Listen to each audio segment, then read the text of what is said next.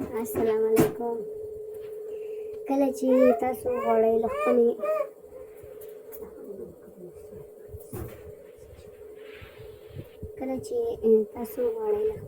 مېرمنې سره په کوم ډول باندې کوروالی وکړئ یا په کوم څه حالات کې، نو کله چې تاسو خپلې ښځې سره کوروالی کوئ، تاسو د ملا تر شا یې بالښت کېږدئ او له هغه سره کوروالی وکړئ، نو باور وکړئ په دې ډول باندې کوروالی ډېر خوند کوي.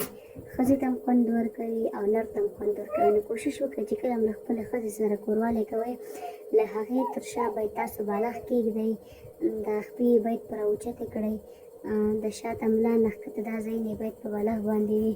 نو کله چې د ملا تر شا بالښت کېغوستلو، د هغه نه بعد تاسو کولی شئ چې له خپلې ښځې سره هم کوروالی وکړئ، هم ترې خوند واخلئ او هم مزه درکړي. نو تاسو یو وارې ټرای وکړئ، له خپلې ښځې له شا لاندې تاسو بالښت کېږدئ، دا یې خوند وګورئ. که چېرته یې تاسو ته خوند درکړل، خو بار بار دا طریقه استعمالوئ او که خوند یې در نه کړل، نو له دې طریقې څخه لاس واخلئ.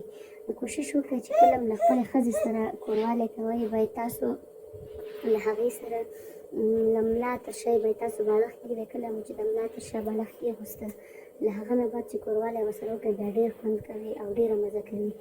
یو داسې چې ملا تر شا یې بالښت کېغوسته شي، بل داسې چې کله د هغې پښې د لاندې بالښت کېغوستلی شي او تاسو کوروالی ورسره وکړئ، نو په هغې باندې ډېر خوند کوي. باید په بوکه یې کړئ. کله مو چې خپله ښځه په بوکه کړه، بالښت مو ورلاندې کېغوست، نو هغه نه بعد چې کوروالی ورسره وکړئ، باور وکړئ دا ډېر خوند کوي او ډېره مزه کوي. نو دا وه د نن ورځې خپرونه. تر بلې خپرونې ښې